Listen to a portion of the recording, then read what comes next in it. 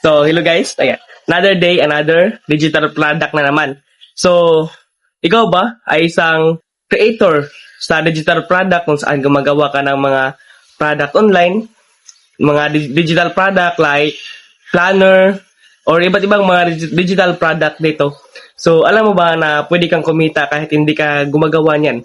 So, hindi ikaw mismo nag-i-edit, nagdo-drawing, nagde-design. So, may isa kong alam na company or website na kung saan hindi mo na kailangan gumawa ng mga digital product.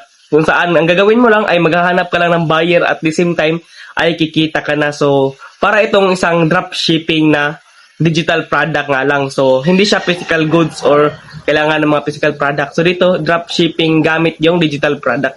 Maghahanap ka lang or mag-encourage ka lang ng mga tao like sa ibang bansa. Mostly kasi bumibili ng mga digital product ay yung mga tao sa Amerika or sa ibang bansa. So, maghahanap ka lang doon ng mga buyers ng digital product online at the same time ay pwede ka na kumita ng pera. So, katulad nito, ayan, yung kinita ko ngayong araw. So, ngayong araw yan, kinita ko dito sa digital product.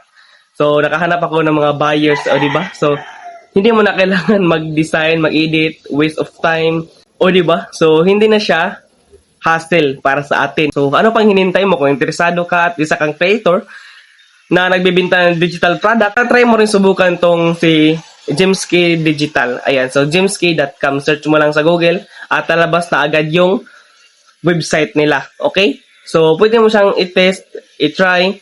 So, mag-log in ka lang as seller para i-try mo yung kanila. So, free to guys. Hindi to kailangan magbayad ng malaki like 500, 1,000 or kahit ilang libo. So, free to si Jimsky Digital Dropshipping. So, ano pang hinihintay mo? Ayan, pwede ka mag-comment at i-try, turuan kita at pwede ring pumunta ka na mismo sa website nila. So, search mo lang jimsky.com.